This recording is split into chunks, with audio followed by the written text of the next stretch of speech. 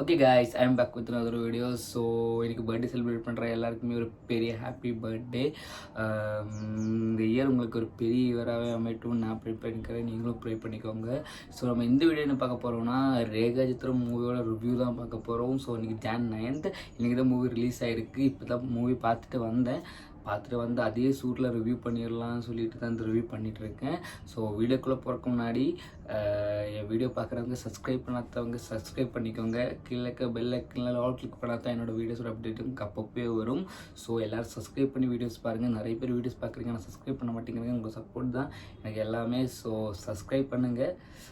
ஆனால் தான் எனக்கு மீண்டும் நிறைய வீடியோஸ் எனக்கு பண்ண முடியும். உங்களோட சப்போர்ட் வச்சு தான் எனக்கு இன்னும் வீடியோஸ் பண்ண முடியும். ஸோ வித்தவுட் மச் டிலே வாங்க வீடியோக்குள்ளே போயிடலாம்.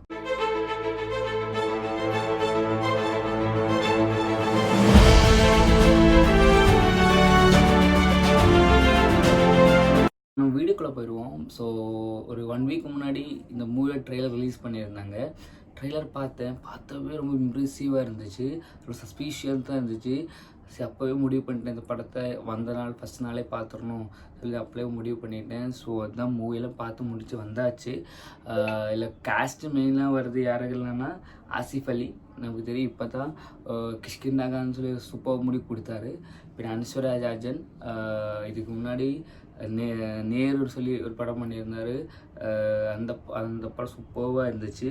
அதுக்கப்புறம் மனோஜ் கே ஜெயன், அதுக்கப்புறம் ஹரிஸ்ரீ அசோகன், சித்திக் இருக்கார் இந்த படத்தில், இந்திரன்ஸ் இருக்கார், ஜெகதீஷ் இருக்கார், நிஷாந்த் சாகர், அப்படி ஒரு பெரிய ஆக்டர்ஸ் பட்டாளமே வச்சு இந்த படம் ரிலீஸ் ஆகிருக்கு. Directed by Jofin T Chacko and music director is Mujeeb. So படத்தை பார்த்துட்டேன். ஒரு சூப்பர்பான மூவி, ஒரு த்ரில்லர் டைப் சஸ்பீஷியஸான மூவி. ஸோ எல்லா ஜோனர்ஸுமே பார்க்குற ஆடியன்ஸுக்கு இந்த படம் நிச்சயமாக பிடிக்கும். பிகாஸ் பர்சனலி எனக்கு இந்த படம் ஒரு அபோவ் ஆவரேஜ் மூவியாக தான் இருந்துச்சு. பிகாஸ் நிறைய காரணங்கள் இருக்கிற சொல்கிறேன். என்னென்னா அந்த படத்தோட ஒன்லைனர் என்னன்னா, ஒரு மர்டர் நடந்திருக்கும் 40 இயர்ஸுக்கு முன்னாடி. அந்த மர்டரை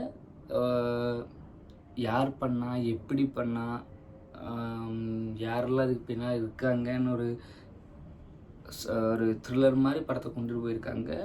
அதோட ஸ்டோரியாக ரிவீல் பண்ண எனக்கு ஆசை இல்லை. அதனால தான் ஒரு சினாப்சிஸ் மாதிரி இப்படி கொடுத்தேன். ஸோ படம் ஃபஸ்ட் ஹாஃப் ஸ்டார்ட் ஆகும்போது ஆசிஃப் அலியை காணிக்கிறாங்க. ஆசிஃப் அலி ஒரு சஸ்பெண்டட் போலீஸ் ஆஃபீஸராக அதில் வர்றாரு. அதுக்கப்புறம் அவர் ரீஜாயின் பண்ணி ஒரு ஸ்தலத்துக்கு போகிறாரு. அங்கே போகிற ஃபஸ்ட் நாளே இவங்களுக்கு ஒரு கேஸ் வருது. அந்த கேஸ் தான் இவங்க லாஸ்ட் சால்வ் பண்ண போகிறாங்க. இப்படி தான் படமே ஸ்டார்ட் ஆச்சு. படம் ஸ்டார்ட் ஆனப்பலே அந்த ஒரு ஓல்டு டைப் ஒரு ஃபீல் கிடச்சிச்சு எனக்கு. ஏன்னா இந்த படம் ஒரு பழைய மம்மூட்டி மூவி இருக்குது, காத்தோடுன்னு சொல்லிட்டு மூவி இருக்குது. அந்த மூவி பேஸ் பண்ணி அந்த மூவியில் நடக்கிற இன்சிடெண்ட் நடக்குது. அந்த இன்சிடெண்ட் என்னன்னால நடக்குது, என்ன அதுக்கப்புறம் நடக்குதுன்னு தான் இந்த முழு படமே. ஸோ நிறைய ஆக்டர்ஸ் இதில் கொண்டு வந்திருந்தாங்க. நிறைய சர்ப்ரைஸ் எலமெண்ட்ஸும் இருக்குது. அதை நான் ரிவீல் பண்ணுறதுக்கு நினைக்கல. அதுக்கு படம் போய் பாருங்கள், அந்த உங்களுக்கு அந்த எக்ஸ்பீரியன்ஸ் கிடைக்கும். நான் எல்லாமே ரிவீல் பண்ணிட்டேன்னா யாருமே போய் படம் பார்க்க மாட்டேங்க. ஸோ நம்ம ஃபஸ்ட் ஹாஃப் செகண்ட் ஹாஃப் பற்றி பார்த்துருவோம். ஃபஸ்ட் ஹாஃப் அப்படியே ஸ்லோவாக தான் ஸ்டார்ட் ஆகுது. நமக்கு தெரியும் த்ரில்லர் மூவிஸும் க்ரைம் மூவிஸும் அப்படி தான் இருக்கும், ஸ்லோவாக தான் ஸ்டார்ட் ஆகும். அப்படியே ஸ்டார்ட் ஆகி இப்படியே ஸ்லோவாக போகுது.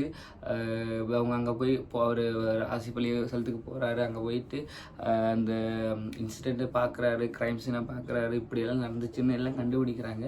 அதுக்கப்புறம் இவருக்கு அந்த ஆப்பர்ச்சுனிட்டி கிடைக்கிது, அந்த கேஸு எடுக்கிறதுக்கு ஆப்பர்ச்சுனிட்டி கிடைக்குது. இப்படி ஒரு ஸ்லோவாக மூவ் ஆகிட்டே இருக்கும் படம். இன்டர்வெல்லில் ஒரு பெரிய இன்டர்வல்னு இல்லை, ஒரு சுமாரான இன்டர்வல் தான் இன்டர்வல் வருது. அதுக்கப்புறம் செகண்ட் ஹாஃபில் தான் அதோட எல்லா கோர் எலமெண்ட்ஸே இருக்கிற செகண்ட் ஹாஃபில் தான். அங்கே தான் நிறைய சர்ப்ரைஸ் காத்திருக்கு. இப்படியே ஒன்றுனா ரிவீல் ஆகி போகுது. அப்புறம் கிளைமேக்ஸில் கொண்டு படத்தை முடிக்கிறாங்க. படத்தை முடிக்கும்போது ஓகே இம்பேக்ட் இருக்குது. ஆனால் நம்ம ஒரு த்ரில்லர் படம் பார்க்குறோம்ல, அந்த த்ரில்லர் படம் பார்த்த போலே எனக்கு இல்லாத மாதிரி தெரிஞ்சிச்சு. ஏன்னா அது ஒரு க்ரைம் மூவி. ஸோ நம்ம ஒன்று இவங்க ரிவீல் பண்ணும்போது நமக்கு அந்த ஒரு இது கிடைக்கணும். மீன்ஸ் நம்ம நிறைய த்ரில்லர் படம் பார்த்துருக்கேன், நம்ம ஐடென்டிட்டி பார்த்துருப்போம். ஸோ அதில் இருக்கிற அந்த ஒரு இம்பேக்ட் இந்த படத்தில் இங்கே இல்லாத மாதிரி இருந்துச்சு. என்னன்னு தெரியல, உண்மையாக சொன்னால் என்னன்னு தெரியல. மீன்ஸ் படம் ஃபஸ்ட்டு டு லாஸ்ட்டாகவே செட்டில்டாக தான் போகுது. ஒரு லேக் இல்லை, பட் செட்டில்டாக போகுது. ஹை மூமெண்ட்ஸ் இல்லை, லோ மூமெண்ட்ஸ் இல்லை, அப்படி ஒன்றுமே இல்லை.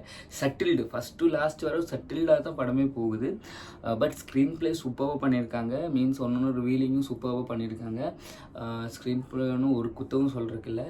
அப்புறம் music I think so overall music எங்கேயுமே யூஸ் பண்ணல. சின்ன சின்ன இடத்துல தான் மியூசிக் யூஸ் பண்ணியிருக்காங்க. பட் யூஸ் பண்ண இடத்துல எல்லாம் சூப்பராக பண்ணியிருக்காங்க. அது சூப்பராக இருக்குது மியூசிக்ஸ் எல்லாம். பட் ஆக்டிங்கை பற்றி பார்க்கணுன்னா Asif Ali nailed it. Because அவர் கேரக்டர் அவர் சூப்பராக பண்ணியிருக்காரு. அதுக்கப்புறம் Aishwarya Rajan also done her job very well. சின்ன ஸ்க்ரீன் ஸ்பேஸ் தான் ஐஸ்வர்யா ராஜனுக்கு, ஆனால் அந்த ஸ்க்ரீன் ஸ்பேஸில் பெரிய இம்பேக்ட் பண்ணியிருக்காங்க. அது சூப்பராக இருக்குது.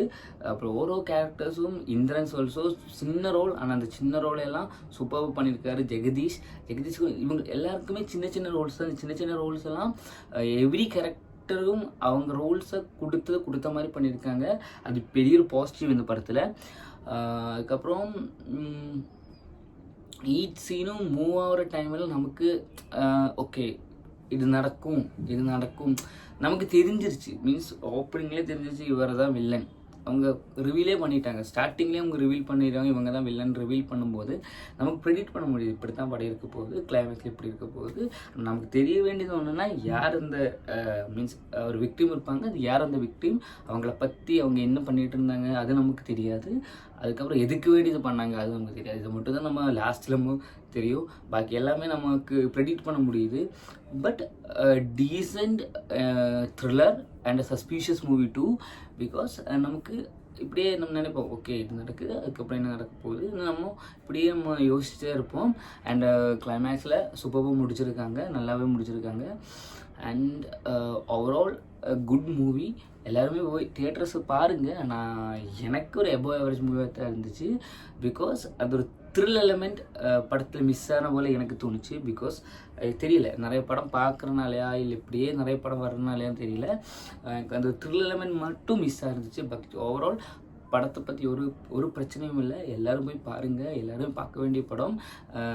ஒரு ஓல்டு ஃபீல் டைப் கிடைக்கும். மீன்ஸ் நிறைய பழைய டேரக்டர்ஸ் எல்லாம் இந்த படத்தில் கொண்டு வந்திருக்காங்க. சொல்லியிருந்தேன் காத்தோட மூவியோட அங்கே தானே ஒரு இன்சிடெண்ட்டை பற்றி தான் இந்த படமே போகுது. ஸோ நிறைய பேர் கொண்டு வந்திருந்தாங்க, அதெல்லாம் சூப்பராக இருந்துச்சு. லாஸ்ட் தேங்க்ஸ் நோட்டும் கொடுக்குறாங்க அவங்களுக்கெல்லாம். ஸோ எல்லாருமே இப்போ தியேட்டர்ஸில் போய் பாருங்கள், சூப்பரான மூவி. பட் என்னோடைய ரிவ்யூ இப்படி தான். நான் சொல்கிறது நீங்கள் யாருமே போய் பார்க்காம இருக்காதீங்க. மீன்ஸ் எனக்கு தோணுன மாதிரி உங்களுக்கு தோணணும் இல்லை, எல்லாருக்குமே டிஃப்ரெண்ட் ஆஃப் ஒப்பீனியன்ஸ் இருக்கும். ஸோ எல்லோரும் போய் தியேட்டர்ஸில் போய் மூவி என்ஜாய் பண்ணுங்கள். எப்படி இருந்தாலுமே ஒரு ஒன் டைம் வாட்சபிள் மூவி தான். அதுக்கு ஒன்றுமே சொல்கிறதுக்கு இல்லை, ஒன் டைம் வாட்சபிள் மூவி தான். எல்லாருக்குமே தியேட்டர்ஸ் பார்க்கலாம், ஃபேமிலியோடவே போய் பார்க்கலாம். ஸோ இந்த வீடியோவில் அவ்வளோதான் கைஸ். இந்த வீடியோ உங்களுக்கு பிடிச்சிருந்தா சாரி ஒன்று மிஸ் பண்ணிட்டேன். என்னவோ சொல்லணும்னு நினச்சிட்டு இருந்தால் வந்து மிஸ் பண்ணிட்டேன். ஸோ ஒரு மேஜரான அப்டேட் சூர்யா ரெட்ரோ மூவி பற்றி வந்திருக்கு. ஃபோனை திறந்து பார்த்தேன், இன்ஸ்டாகிராம் திறந்து பார்த்தேன், ஒரு அப்டேட் விட்டுருக்காங்க ரெட்ரோ மூவி வந்து. என்னென்னு பார்த்தா படம் ரிலீஸ் டேட் அனௌன்ஸ் பண்ணி விட்டுருக்காங்க. எனக்கு பகீர் ஆகிடுச்சு, என்னடா படம் ரிலீஸ் டேட் அனௌன்ஸ் பண்ணிட்டாங்க. ஒரு பெரிய இம்பேக்டே உண்டாகல, எங்கேயுமே இம்பேக்ட் உண்டாகல, சோஷியல் மீடியாலேயே படம் இம்பேக்ட் உண்டாகல. ஸோ படம் மே 1 வருது, 2025 மே 1 படம் ரிலீஸ் ஆக போகுது. ரெட்ரோ நமக்கு எல்லாருக்குமே தெரியும், கார்த்திக் சுப்ராஜ் படம். ஸோ நமக்கு எக்ஸ்பெக்ட் பண்ணுவோம், ஹோப்ஃபுல்லி படம் சூப்பராக இருக்குன்னு நம்புவோம். அடுத்தடுத்த அப்டேட்ஸ் வந்துட்டு இருக்கும், சிங்கிள்ஸு எல்லாத்தோட அப்டேட்ஸ் வந்துட்டு இருக்கும். ஸோ சந்தோஷ் நாராயண் மியூசிக்கல் அவங்களுக்கு தெரியும் அவர் எப்படி பேங்கராக கொடுப்பாருன்னு. ஸோ அதுக்கும் வெயிட் பண்ணுவோம். நேற்றுக்கு ஒரு வீடியோ போட்டிருப்பேன், வழித்துணையே மூவியோட வழித்துணை சாங்கோட ப்ரோமோ வீடியோ ரிலீஸ் ஆகிருந்துச்சு. அதோட ரியாக்ஷன் வீடியோ பண்ணியிருப்பேன். செக் பண்ணாதவங்க போய் செக் பண்ணி பாருங்கள். Super promo video. இவ்வளோ தாங்க இந்த வீடியோவில். ஸோ இந்த வீடியோ உங்களுக்கு பிடிச்சிருந்தால் லைக் பண்ணுங்கள், ஷேர் பண்ணுங்கள், சப்ஸ்கிரைப் பண்ணுங்கள். கீழே பெல் ஐக்கனில் கிளிக் பண்ணி ஆல் கிளிக் பண்ணால் தான் என்னோடய வீடியோஸ் அப்டேட் உங்களுக்கு அப்பப்போ வரும். ஸோ மீண்டும் சந்திப்போம். See you soon. Love you all.